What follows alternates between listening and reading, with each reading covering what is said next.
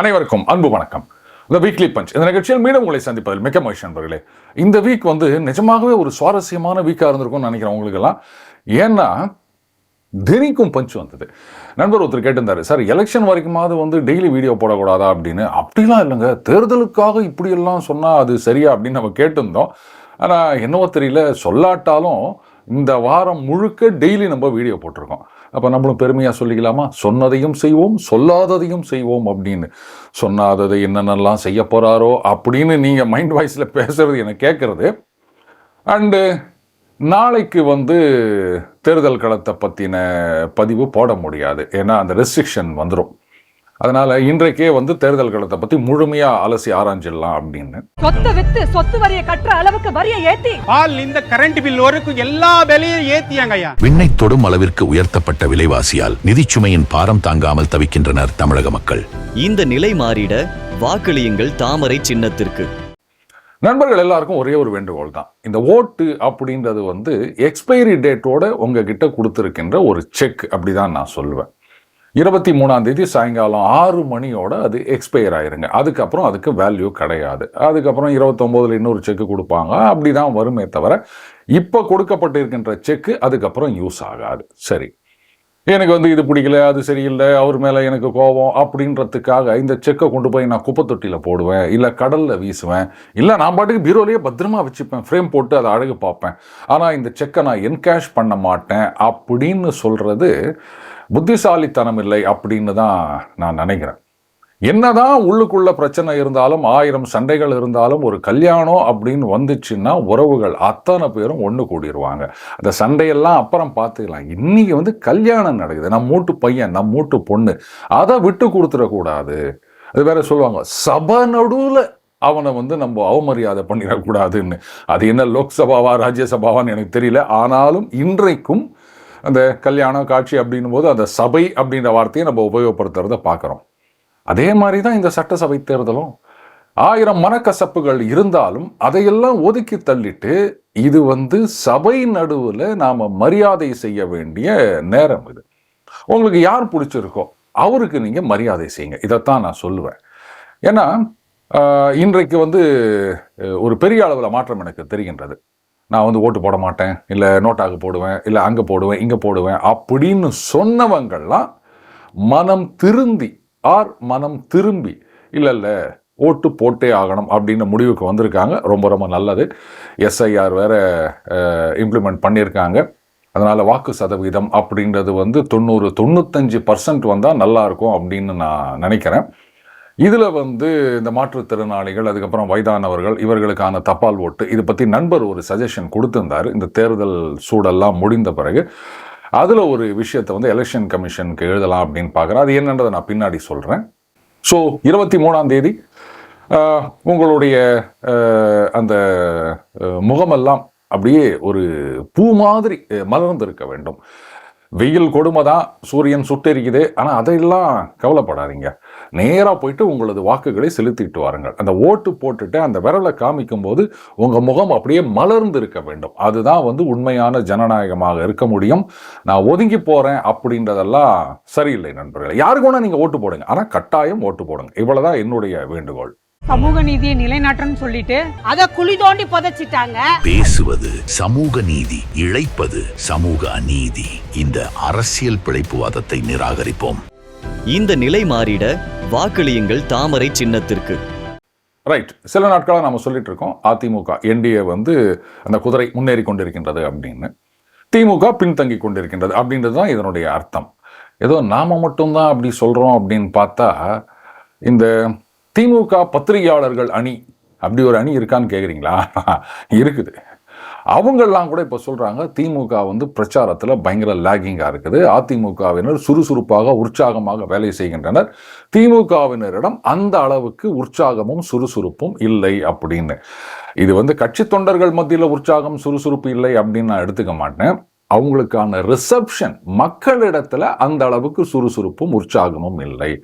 ஏன்னா நாம ஒரு இடத்துக்கு பிரச்சாரம் பண்ண போறோம் அப்படின்னா அந்த மக்கள் பார்க்கும்போதே நமக்கு தெரிஞ்சிடும் என்ன ரியாக்ஷன் அப்படின்னும் போது இவங்க நமக்கு ஓட்டு போடுவாங்களா மாட்டாங்களா அப்படின்னு. காலங்காலமாக அரசியல் கட்சியில் நிர்வாகிகளாக இருக்கவங்க அவங்களுக்கு தெரியாதா இதெல்லாம்? ஸோ இப்படித்தான் நான் பார்க்குறேன். இதுக்கு நிறைய காரணங்கள் நம்ம ஏற்கனவே வரிசைப்படுத்தி விட்டோம், 1 2 3 4 அப்படின்னு. அதனால் நான் அதை ரிப்பீட் பண்ண போகிறது கிடையாது. ஆனால் இந்த மொமெண்டத்தை தக்க வைத்து கொள்ள வேண்டும் என்டிஏ. கடைசி 2 நாளில் எது ஒன்றா மாறலாம். இது நேருக்கு நேராக போய் சந்திப்பாங்க, கேம்பெயின் பண்ணுவாங்க, அப்போ வந்து நிறைய கொடுப்பாங்க. இது இந்த பிட் நோட்டீஸ், நீங்கள் வேற என்ன நினச்சிங்க அதானே? கரெக்டு. ஸோ அதெல்லாம் பார்த்து மனம் மாறுவதற்கான வாய்ப்பு இருந்தது அப்படின்னா அதை கவுண்டர் பண்ண வேண்டியது இந்த பக்கத்தில் இருக்கவங்களுடைய வேலை. அடுத்தது இந்த தேர்தல் நேரத்தில் பணப்புழக்கம் அப்படின்றது காலங்காலமாக இதை சொல்லிட்டு வராங்க. ஏதோ மைக்ரோ அப்சர்வர் அப்படி இப்படின்லாம் சொல்கிறாங்க. எந்த அளவுக்கு இது எஃபெக்டிவாக இருக்குது அப்படின்னு எனக்கு தெரியல.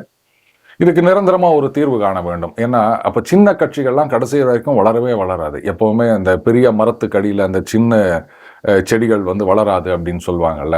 அந்த மாதிரி பண ஆதிக்கம் இருந்தது அப்படின்னு சொன்னால் அப்புறம் அந்த சின்ன கட்சிகள் எந்த காலத்தில் வளர்றது? ஆம் ஆத்மி கட்சி அப்படின்றது ஒரு அபரேஷன், அதனுடைய பேக்ரவுண்டு வேறு. அதனால் அவங்களால வந்து சின்ன கட்சியாக இருந்தாலும் பெரிய அளவில் வெற்றி பெற முடிந்தது. எல்லா இடத்துலையும் அது ஒர்க் அவுட் ஆகும்னு சொல்ல முடியாது. இந்த சின்ன பட்ஜெட் படம் இதெல்லாம் வந்து தேட்டரே கிடைக்காம நல்ல படமாக இருந்தாலும் வந்து ஓடாமல் இருக்குது அப்படின்றத பார்க்குறோம். அண்டு பெரிய பட்ஜெட் படங்கள் குப்பையாக இருந்தாலும் அந்த பண பலத்தை வச்சே ஓட்டுறாங்க அப்படின்றத பார்க்குறோம். இதே ட்ரெண்டு அரசியல்லையும் இருக்கின்றது. அது இருக்கக்கூடாது. அதுதான் வந்து சினிமா ரசிகர்களுக்கு நல்லது மாதிரி இது வந்து மக்களுக்கு நல்லது. இதுதான் என்னுடைய கருத்து. சரி, திமுக லேகிங்காக இருக்குது அப்படின்றது எதை வச்சு சொல்கிறோம் அப்படின்னா, நீங்கள் வந்து ஒரு ஸ்ட்ராட்டஜியோட கேம் ஆரம்பிக்கிறீங்க. ஆனால் திடீர்னு பாதியில் வந்து உங்கள் ஸ்ட்ராட்டஜியை தலைகீழாக மாற்றுறீங்க, புதுசாக ஏதோ ட்ரை பண்ணுறீங்க அப்படின்னு சொன்னால், இப்போ கிரிக்கெட்டே எடுத்துப்போமே, ஒரு செட் இது மாதிரி 5 பவுலர் ஒரு 6 பேட்ஸ்மேன் இப்படி நீங்கள் இறங்குறீங்க. ஆட்டம் போயிட்டே இருக்கும்போது ஐயையோ இந்த 5 பவுலர் பத்தலை அப்படின்னு சொல்லிட்டு இவங்களால எஃபெக்டிவாக விக்கெட் எடுக்க முடியல அப்படின்னுட்டு பார்ட் டைம் பவுலர்லாம் நீங்கள் இறக்குறீங்க அப்படின்னு சொன்னாலே அப்போ எதிரணி வந்து அடித்து ஆடினுக்கிறாங்க, அவங்கள உங்களுடைய மெயின் ஸ்ட்ரைக் பவுலர்ஸால் கண்டெயின் பண்ண முடியல அப்படின்றது அர்த்தம். அடுத்தது உங்கள் மெயின் ஸ்ட்ரைக் பவுலர்ஸ் அவங்கள தான் நீங்கள் நம்பிட்டு இருந்தீங்க, ஆனால் அவங்கள விட்டுட்டு இன்னொருத்தரை கூப்பிடுறீங்க அப்படின்னும் போது அவங்க எஃபெக்டிவாக செயல்படவில்லை அப்படின்றதும் இன்னொரு அர்த்தம். புரியுதுங்களா? இதுதான் வந்து திமுகவுடைய கேம்பெயினில் நான் பார்க்குறேன். அவங்களுடைய ஸ்ட்ரென்த் அப்படின்னு எதையெல்லாம் நினச்சிட்டு இருந்தாங்களோ இப்போ அதையெல்லாம் விட்டுட்டு இது வந்து என்டிஏவுடைய சோகான ட்ராப் அப்படின்னு கூட சொல்லலாம். அவங்க வலையில் போய் இவங்க மாட்டிட்டாங்கன்னு தான் சொல்லுவோம். வேறு என்னென்ன விஷயங்களையோ அவங்க பேசிகிட்டு இருக்காங்க. அவங்க ஸ்ட்ரென்த்துக்கு அவங்க ஆடலை. ஸோ அந்த அளவுக்கு வந்து அப்படியே கொஞ்சம் வைடு யார்க்கர் போடுறாங்கன்னு சொல்லுவாங்களே, அந்த மாதிரி பண்ணிட்டு இருக்காங்க என்டிஏ. இந்த மாதிரி எக்ஸ்பெரிமெண்ட் பண்ணுறது, புது ஸ்ட்ராட்டஜியை கொண்டு வருது, இதுதான் உங்களுக்கு வந்து கேமை வின் பண்ணி கொடுக்கும். சிஎஸ்கே மாதிரி ஜெயிக்கணும் அப்படின்னு யாரோ சொன்னார். நேத்திக்கு வந்து சிஎஸ்கே ஹைதராபாத் அணியிடம் தோற்றுவிட்டது. என்ன பண்ணுறது, தமிழ்நாட்டை சார்ந்த ஒரு அணி, அதை தோக்கிறத கூட சில பேர் செலிப்ரேட் பண்ணுறாங்க. ஆந்திராவை சார்ந்த அணி அது வந்து ஜெயிக்குது, அதை சில பேர் செலிப்ரேட் பண்ணுறாங்க. நம்மூர்காரங்களே அப்படின்னும் போது எனக்கு ஒன்றுமே புரியல. கேட்டால் சார் ஐபிஎல் அப்படின்றது இதையெல்லாம் தாண்டி இந்த கதையெல்லாம் இங்கே விடாதீங்க, சிஎஸ்கே மாதிரி இருக்கணும் அப்படின்னு சொல்லிட்டு இன்றைக்கி சிஎஸ்கே தோக்கிறத பார்க்கும்போது ரொம்பவே எனக்கு கஷ்டமாக இருக்குதுங்க. சரி, ஆல் இந்த கேம், அவ்வளோதான், வேறு என்ன பண்ண முடியும். ரைட், அடுத்தது அண்ணன் பிடிஆர் அவர்களுடைய ஒரு இன்டர்வியூ ஒன்று பார்த்தேன். எப்போ எடுத்ததுன்னு தெரியல, அநேகமாக சமீபத்தில் எடுத்ததாக தான் இருக்கணும். அது என்ன புது ட்ரெண்டுன்னு தெரியல. இப்போல்லாம் வந்து பேட்டி எடுக்கிறது அப்படின்னா சாப்பிட்டுக்கினே பேட்டி கொடுக்கறது அப்படின்னு. அது சில வீட்டில் சொல்லுவாங்க தெரியுமா, சாப்பிடும்போது பேசக்கூடாது அப்படின்வாங்க. அது வந்து எனக்கு ரொம்ப ஆக்வர்டாக இருக்குது. என்ன இது பேசினே கலகலன்னு 4 பேர் சாப்பிட வேண்டியது தானே. இப்போ திடீர்னு வந்து எல்லாம் சேர்ந்து வெளில போய் சாப்பிடலாம் அப்படின்னு ஹோட்டலுக்கு போனால் அங்கே போயிட்டு மௌனமாக உட்காந்து சாப்பிட்டுனே இருந்தாங்கன்னா சுற்றி இருக்கவங்களாம் நம்மளை பார்ப்பாங்க, டே என்னடா இவனுங்க அப்படின்னு. உண்மை தானே. ஆனால் அதுக்கு பின்னாடி ஒரு பெரிய காரணம் இருக்கின்றது. ஏன்னா சாப்பிடும்போது சோறு மட்டும் உள்ளே போகிறதில்ல, அந்த காற்றும் ஏராளமாக உள்ளே போயிடுது. அதனால தான் அந்த ப்ளோட்டிங் இந்த மாதிரி பிரச்சனைகள்லாம் வருது. அதனால தான் சாப்பிடும்போது பேசக்கூடாதுன்னு பெரியவங்க சொல்லி வச்சுருக்காங்க. ஆனால் இப்போ ட்ரெண்டே அந்த பேசிக்கினே சாப்பிட்றது, சாப்பிட்டுக்கினே பேசுறது, அதுவும் வாயில் சாப்பாடு வச்சுக்கினே பேசுறதுன்றது வந்து சரி விடுங்க, அதுதான் ட்ரெண்டு அப்படின்ன பிறகு நம்ம அதை கொஸ்டின் பண்ண முடியாது. அதில் பிடிஆர் அவர்கள் சொல்லியிருந்தார், இந்த மாதிரி அவர்தான் எனக்கு பாதுகாவலர், நம்ம முதலமைச்சர் அவர் தான் வந்து என்ன அரசியலுக்கு கொண்டு வந்தார். கலைஞர் அவர்கள் கூட செய்யாத ஒரு விஷயம், அதாவது 2வது டைம் எம்எல்ஏ ஒரு ஜூனியர், அவர்கிட்ட வந்து ஒரு இம்பார்ட்டன்ட் போர்ட்ஃபோலியோ ஃபினான்ஸ் மினிஸ்ட்ரியை கொடுத்தார் அப்படின்னு. கரெக்டு. ஆனால் கொடுத்தவனே பறித்து கொண்டாண்டி அப்படின்னு ஒரு பாட்டு வரும் தெரியுமா, சிவாஜி பாட்டு. அந்த மாதிரி கொடுத்தவர் ஏன் அதை எடுத்துக்கினாரு அப்படின்னு தெரியல. அதுக்கான காரணத்தையும் சொல்லியிருந்தா நல்லா இருக்கும் அப்படின்னு நினைக்கிறேன். இதுல சுந்தர்சி அவர்களுடைய பிரச்சாரம் வந்து தாறுமாறா ஏறி நிக்குது அப்படின்னு தான் நான் சொல்றேன். ஏங்க, கலகலப்பு படம் அவர் தானே டைரக்ஷனு. ஆமா, அதுல வந்து விமல் கேட்பார்ல சந்தானத்தை, வேதர உங்க ஊர்ல வந்து பொம்பளை ஓட்டு எத்தனை ஆம்பளை ஓட்டு எத்தனை, எண்ணி முடிக்கிறதுல எலெக்ஷன் முடிஞ்சிடும் அப்படின்னு சொல்லுங்க. அவர் ஒரு வழி சொல்வார். ஸோ அந்த மாதிரி சினிமாவே எடுத்தவருக்கு வந்து தேர்தல் காலத்தில் எப்படி பேசணும், மக்களோட எப்படி இன்ட்ராக்ட் பண்ணணும் அப்படின்னு தெரியாதா? ஏன்னா ஒரு சினிமா டைரக்டரை பொறுத்த வரைக்கும், நடிகரோட அதிகமாக நான் சொல்கிறேன், எந்த மாதிரி சீன் வச்சா அது மக்களை போய் ரீச் ஆகும், எஸ்பெஷலி காமெடி படங்களில் அப்படின்னு தெரிஞ்சு வச்சாதான் அந்த படம் வந்து ஹிட் ஆகும். சுந்தர்சி அவர்களை பொறுத்த வரைக்கும் இந்த படம் அவர் டைரக்ஷனான்னு தெரியல. ஈவன் தென் இந்த மாதிரி நிறைய காமெடி படங்கள் கொடுத்துருக்காரு அவர். ஸோ மக்களுடைய அந்த பல்ஸ் அவருக்கு தெரியும். கரெக்டாக அந்த மாதிரி பண்ணிட்டு இருக்காரு. திருப்பி வந்து வெளியூருக்காரங்க அவருக்கு ஊடு இருக்குதா, இதெல்லாம் வந்து ஒரு கேள்வியான எனக்கு புரியலைங்க. அதாவது வேற எதுவுமே சொல்ல முடியல அப்படின் போது தான் இவர் வந்து அங்கேருந்து வந்துக்கிறார், இங்கேருந்து வந்துக்கிறார் அப்படின்னு. சரி, இப்போ சென்னையில் ஏராளமான ஐடி பார்க் வச்சிருக்காங்க. அங்கே என்ன இன்டர்வியூ வரும்போது நீ என்ன சென்னைக்காரனா இல்லை வெளியூர்காரனா அப்படின்னு கேட்குறாங்களா? ஐயா என்னப்பா இவர் வந்து மதுரைக்காரர் அப்படின்றாரு. அப்புறம் இவர் பாட்டுக்கு ஆனவனா மதுரைக்கு போயிட்டு அங்கேருந்து ஒர்க் ஃப்ரம் ஹோம்னு சொன்னார்னா உன்னை நம்பி எப்படி வேலை கொடுக்க முடியும் அப்படின்னு யாராவது கேட்குறாங்களா? வேலை கட்சிச்சின்னு சொன்னால் அவங்க நேராக இங்கே ரீலோகேட் பண்ண போகிறாங்க. அதே மாதிரி இன்னைக்கு வந்து இவங்க தான் சொல்கிறாங்க, எங்களுடைய சாதனை பாருங்க, மற்ற மாவட்டங்கள்லாம் கூட இந்த மாதிரி ஐடி பார்க்கெலாம் கொண்டு வந்துக்கிறோம் அப்படின்னு. அப்போ நாங்கள் வேலை கொடுக்கும்போது இந்த ஊர் காரணம் மட்டும் தான் கொடுக்குறோன்னு ஏதாவது கண்டிஷன் வச்சுக்கிறாங்களா? இது என்ன லாஜிக்கே இல்லாத கேள்வின்னு தெரியல. அவருக்கு இந்த ஊரில் வந்து ஊடு இருக்குதா, அவர் இந்த ஊருக்காரா அப்படின்னு. இதே மாதிரி திமுகலையும் சரி அதிமுகலையும் சரி எல்லா கட்சிகளையும் சரி எல்லாரை பார்த்தும் இந்த கேள்வியை கேட்கலாம். எல்லாத்துக்கும் மேல நீ அதெல்லாம் கேட்குற அண்ணன் பிரகாஷ் ராஜ் அவரு பிரச்சாரத்தில் ஒரு கேள்வி கேட்டுக்கிறார். என்னங்க, டைரக்டர் சங்கர் அவர்லாம் எவ்வளோ கஷ்டப்பட்டு எவ்வளோ விஷயங்களை தெரிஞ்சுக்கின்னு ஒரு சக்சஸ்ஃபுல் டைரக்டர் ஆயிருப்பாரு. அதை விட்டுப்புட்டு திடீர்னு ஒரு சினிமா நடிகரை வந்து எடுத்த உடனே எம்எல்ஏ ஆக்கிட முடியுமா அப்படின்னு கேட்குறாரு. இவர் என்ன கண்ணாடி வீட்டுக்குள்ளேருந்து கல் எறிகிறாரா இல்லை வந்து கூட இருந்தே குழி பறிக்கிறாரா அப்படின்னு தெரியல. இந்த மாதிரி எத்தனையோ பேரை காமிக்கலாம் திமுகவில். ஆனால் பக்கத்தில் யாரும் இல்லை, நான் பேசினது கரெக்டா அப்படின்னு இவரு கேட்க, இப்படி அப்படி சொல்லுங்க அப்படின்னு அவர் எடுத்து கொடுக்க, அது யாரும் இல்லாததுனால அதோட அது முடிஞ்சு போச்சு அப்படின்னு நினைக்கிறேன். சினிமா நடிகர்கள் விளம்பர படத்தில் தான் நடிப்பாங்க அப்படின்னு நினச்சிருக்கோம். இப்போ வந்து இந்த தேர்தல் பிரச்சாரத்திலையும் விளம்பர படம் மாதிரியே சொல்லி கொடுத்ததை கரெக்டாக பேசிட்டு போகிறாங்க. அந்த காலத்தில் ஒரு சோப்பு விளம்பரம் வரும், சினிமா நடிகைகளின் அழகு சோப் அப்படின்னு. ஏதாவது ஒரு நடிகை வந்து நான் இந்த சோப்பை போட்டுத்தான் குளிக்கிறேன், எனது மேனி எழிலை பாதுகாக்கின்றது அப்படின்வாங்க. அதுக்கப்புறம் இன்னொரு நடிகை வந்து என்னுடைய நீளமான கூந்தலுக்கு காரணம் அப்படின்ட்டு ஏதாவது ஒரு தேங்காய் எண்ணெய் ஹேர் ஆயிலு அதை வந்து விளம்பரப்படுத்துவாங்க. ஆனால் சினிமாவில் வந்து அந்த டோப்பா இல்லாமல் நடிக்க மாட்டாங்க. இது நமக்கு நல்லாவே தெரியும், இதெல்லாம் வந்து சும்மா விளம்பரம் அப்படின்னு. அந்த மாதிரி தான் பிரகாஷ் அவர்கள் பேச்சையும் நம்ம எடுத்துகிட்டு போனோம் அப்படின்னு நினைக்கிறேன். சும்மா சொல்லக்கூடாது, திரையில் மட்டும் இல்லை ஆஃப் ஸ்க்ரீன்லேயும் வந்து நல்லாவே நடிக்கிறாரு, ஆனால் எடுபடலை, அவ்வளோதான். சமீபத்தில் ஒரு வீடியோ அவருடைய தாயார்னு நினைக்கிறேன் இறுதிச் சடங்கு வந்து மத அடிப்படையில் நடந்தது. அப்போ சில பேர் அவரை கேள்வி கேட்டாங்க, என்னங்க நீங்கள் வந்து கடவுளே இல்லை, நான் வந்து நாத்திகவாதி அப்படின்லாம் சொல்லிட்டு அப்படின்னும் போது, பாருங்க எனக்கு நம்பிக்கை இல்லை, ஆனால் எனது தாயாருக்கு நம்பிக்கை இருக்கின்றது, அந்த நம்பிக்கைக்கு மதிப்பு கொடுக்க வேண்டும் அப்படின்னாரு. இதே மாதிரி நிறைய பேர் வந்து ஃபயர் விட்டுன்னு சுற்றினாங்க. பார்த்தீங்களா, அடுத்தவங்க நம்பிக்கையை மதிக்கிறாரு, இதுதாங்க உண்மையான மனிதம் அப்படின்னு. அப்போ உயிரோட இருக்கிற எங்க நம்பிக்கையெல்லாம் பார்த்தா அவனுக்கு ஒரு விஷயமாவே தெரியலையா? இதெல்லாம் நீ வந்து கேலி பண்ணி நிற்கிற. இந்த பாருங்க, நீங்க உங்க தாயார் மட்டும் இல்லை, வேற யாருக்கு வேண்டுமானாலும் அவர்களுடைய நம்பிக்கைக்கு மதிப்பு கொடுங்க, நாங்க அதை தப்புன்னு சொல்லலை. ஆனா எங்க நம்பிக்கையில வந்து நீங்க குறுக்க வர வேலை வச்சுக்காதீங்க, அது ரொம்ப ரொம்ப தப்பு, அது மனிதம் இல்லை, கேவலம், ஞாபகம் வச்சுக்கணும்.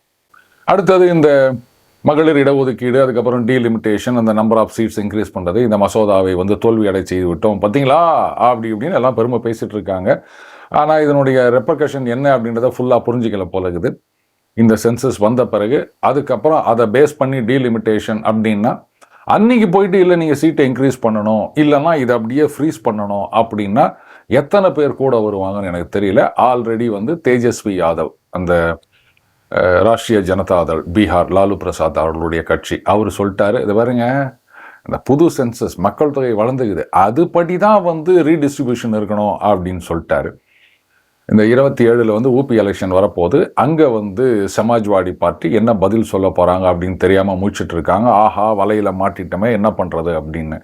ஏன்னா ஊபிக்கு வந்து இத்தனை எம்பிக்கள் அதிகமாக வருது அப்படின்ற பிரச்சாரத்தை பாரதிய ஜனதா கண்டிப்பாக முன்வைப்பார்கள். இதை கெடுத்தது சமாஜ்வாடி பார்ட்டி தான் அப்படின்னு இப்போவே சொல்லிட்டாங்க. எலெக்ஷனில் இதை தீவிரமாக பிரச்சாரம் பண்ண போகிறாங்க. அப்புறம் மக்கள்லாம் வந்து சும்மா இருப்பாங்களா? கரெக்டுங்க, நீங்கள் வந்து அங்கே குறைச்சிட்டு இங்கே ஏற்றுறது தப்பு அப்படின்னு யாராவது நினைப்பாங்க? சான்ஸே கிடையாது. ஸோ அடி வாங்க போவதெல்லாம் அங்கே இருக்கிற கட்சிகள். அடுத்தது இந்த டீலிமிட்டேஷன் எக்ஸசைஸ் ஆட்டோமேட்டிக்காக அது எஃபெக்ட்டுக்கு வரும். அப்போ வந்து இந்த 543 தான் இந்த ரீடிஸ்ட்ரிபியூஷன் அப்படின்னும் போது அதை யாராலும் தடுத்து நிறுத்த முடியாது. இங்கே சில பேர் வந்து ஸ்டேட்மெண்ட்லாம் கொடுத்துருக்காங்க, அது பாருங்க ஒரு சீட்டு குறைச்சாலும் என்ன நடக்கும் தெரியுமா அப்படின்னு. ஒன்றும் நடக்காது. உங்கள் கூட இருக்கவங்களே யாரும் வந்து உங்கள் உதவிக்கு வரமாட்டாங்க, உங்களுடன் துணை நிற்க மாட்டார்கள், ஆதரவு தெரிவிக்க மாட்டார்கள், தன்னந்தனியாக விடப்படுவீர்கள். அதுதான் நடக்கும். ரைட். இந்த தோல்வி அடைந்த மசோதா இதுக்கு வந்து பிஜேடி தலைவர் நவீன் பட்நாயக் அவர் ஆதரவு தெரிவிக்கின்றார் அப்படின்னு நான் சொல்லிட்டேன். தப்பு தான், மன்னிக்கணும். ஆக்சுவலாக அவர் வந்து இந்த பெண்களுக்கான இடஒதுக்கீடு அப்படின்றத ஆதரிக்கின்றார். ஆனால் இந்த டீலிமிட்டேஷன் ஏற்றுறது குறைக்கிறது அப்படின்ற விஷயத்தில் அவருக்கு ஒரு கருத்து வேறுபாடு இருக்கின்றது. அவருடைய டீட்டெயில் ஸ்டேட்மெண்ட் பார்க்கும்போது தான் எனக்கு அது புரிஞ்சுது. ஆனால் ஊடகத்தில் வந்து இந்த ஒரு விஷயத்தை மட்டும் ஹைலைட் பண்ணி செய்தி போட்டிருந்தாங்க. அதை பார்த்து நானும் கொஞ்சம் கன்ஃபியூஸ் ஆகிட்டேன். எடிட்டர் சிரிக்கிறான், இதுக்கு என் மேலே பழிபாட முடியாது, நீங்கள் தான் வந்து ஏற்றுக்கணும் அப்படின்னு. அதுக்கு என்ன அப்போ எடிட்டர் என்கிட்ட வந்து பாதி செய்தி தான் கொண்டு வந்து கொடுத்தான் அப்படின்னு சொல்லியிருக்கலாம் நம்ம தம்பி. அதனால் நான் அப்படிலாம் சொல்ல மாட்டேன், பழியை நானே ஏற்றுக்கொள்கிறேன் நண்பர்களை. இதில் நண்பர் ஒருத்தர் ஒரு மீம்ஸ் அமைச்சிருந்தாரு, ரொம்ப அழகாக இருந்தது. அதாவது ஒருத்தர் கேட்குறாரு, உலகநாயகன் மட்டும் அரசியலுக்கு வராமல் இருந்திருந்தா அப்படின்ன உடனே அது கூட இருக்கவர் சொல்றார், ஆமாம் அவர் இன்னும் அறிவாளின்னு தான் நம்ம நம்பிட்டு இருப்போம் அப்படின்னு. பரவாயில்லைங்க. ஒரு பக்கம் பிரகாஷ் ராஜ், இன்னொரு பக்கம் உலகநாயகன். ஆனால் உலகநாயகனோட பிரச்சாரம் அப்படின்றது வந்து அன்பீட்டபிள், வேற லெவல் அப்படிதான் சொல்லணும். எப்படி இருந்த மனுஷன் இன்னைக்கு இப்படி ஆயிட்டார். விவேக் டயலாக் வந்து இவருக்கு தான் பொருந்தும் அப்படின்னு நினைக்கிறேன். அண்ணாமலை அவர்கள் கரெக்டாக சொல்லிடுறாரு, வாங்கின காசுக்கு மேலேயே கூவராண்டாய்வேன் அப்படின்னு லிவிங்ஸ்டன் சொல்லுவார்ல, ஒருத்தனை பார்த்து அந்த மாதிரி தான் கூவிட்டு இருக்காரு.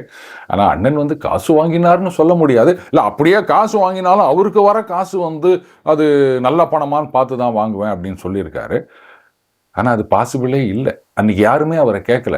லெட்டஸ்ஸே இப்போ உங்களுக்கு வந்து ஒருத்தர் ரைட்டு நீங்கள் நல்லா பேசிக்கிறீங்க இந்தாங்க அப்படின்னு ஒரு 100 ரூபா கொடுக்குறாங்க அப்படின்னு சொன்னால், நீங்கள் அது கேஷாக கொடுத்தா அதை வந்து நீங்கள் உங்கள் அக்கௌண்ட்டில் நீங்கள் போட்டு அதை கணக்கு காமிக்கிறீங்க அப்படின் போது அது வெள்ளை பணம், கருப்பு பணம் இல்லை. ஆன்லைன் ட்ரான்ஸ்ஃபர் அப்படின்னாலும் ஆட்டோமேட்டிக்காக அது அக்கௌண்ட்டில் போயிட்டு போது இதுக்கு நீங்கள் கணக்கு காமிச்சு தான் ஆகணும். அப்போவும் அது வெள்ளையாகத்தான் இருக்க போகின்றது. ஆனால் உங்ககிட்ட வந்த 100 ரூபா வெள்ளை பணம்னு நீங்கள் எப்படி சொல்ல முடியும்? இவர் சொன்னார், என்கிட்ட வந்த பணம் வந்து நல்ல பணமான்னு நான் பார்த்தேன். எப்படி பார்க்க முடியும்? அந்த 100 ரூபாயை வந்து யாரோ யார்கிட்ட இருந்து பிக் பாக்கெட் அடிச்சு கூட கொண்டு வந்து கொடுத்துருக்கலாம். தெரியுமா நமக்கு? நம்ம கிட்ட வந்த பிறகுதான் அது கருப்பா வெளுப்பா நாம எப்படி அதை மெயின்டைன் பண்றோம் அப்படின்றது தவிர, நம்ம கிட்ட வந்தது கருப்பா வெளுப்பா அப்படின்னு நம்மளால என்றைக்குமே அதை டிசைட் பண்ண முடியாது. ஈவன் அக்கௌண்ட் மூலமா வந்திருந்தாலுமே அவர் வந்து பிக் பாக்கெட் அடிச்சு அந்த பணத்தை அவர் பேங்க்ல போட்டுக்கின்னு அந்த பணத்தை உங்களுக்கு டிரான்ஸ்ஃபர் பண்ணியிருந்தாருன்னா நீங்க எப்படி கண்டுபிடிப்பீங்க? ஆனா இவர் தான் அறிவு ஜீவி. இப்படித்தான் நம்ம இத்தனை வருஷமா நம்பிட்டு இருந்தோம். அட்லீஸ்ட் இந்த ராஜ்யசபா எம்பி பதவி, அதுக்கப்புறம் அங்கே போய் பேசுகிறேன் அப்படின்னு சொல்லிட்டு நிர்மலா சீதாராமன் இந்த மாதிரி பேசினாங்க அப்படின்னு எதையோ பேசி அசிங்கப்பட்டுன்னு வந்தது. அதுக்கப்புறம் இப்போ அந்த பிரச்சாரத்தில் அசிங்கப்பட்டு நிற்குது. இதெல்லாம் வந்து ஒரு விதத்தில் நன்றி சொல்லணும். ஏன்னா அந்த மீம்ஸில் பார்த்தா மாதிரி இதெல்லாம் நடக்கலை அப்படின்னா இன்னும் அவர் அறிவுஜீவின்னு தானே நம்மளாம் சொல்லிட்டு தெரிஞ்சிட்ருப்போம். அதிலிருந்து தடுத்து காப்பாற்றியதற்காக நாம் வந்து இதுக்கு பெரிய நன்றி சொல்ல வேண்டும் அப்படின்னு நினைக்கிறேன். ரைட், மறுபடியும் அதே கோரிக்கை தான் நண்பர்களே. தயவு செஞ்சு எல்லாரும் போய் ஓட்டு போடுங்க. 90-95% வாக்குப்பதிவு இருந்தது அப்படின்னு சொன்னால் ரொம்ப சந்தோஷமாக இருக்கும். அதே மாதிரி என்ன ஒரு மனக்கசப்பு இருந்தாலும் அதெல்லாம் ஒதுக்கி தள்ளிட்டு இது கல்யாணம், தேர்தல் திருவிழான்னு சொல்லுவாங்க, ஊர் கூடி தேர் இழுக்க வேண்டும். அதனால் உங்களது ஜனநாயக கடமையை, இது கடமைன்னு சொல்கிற விட நம்மளோட உரிமைன்னு நான் சொல்வேன், அதை என்றைக்குமே விட்டு கொடுக்கக்கூடாது. 23ஆம் தேதி தவறாமல் ஓட்டு போட்டுட்டு இந்த கையோடு தலை நிமிர்ந்து நிற்க வேண்டும் எல்லாரும். மீண்டும் அடுத்த பதில் சந்திப்போம். வணக்கம்.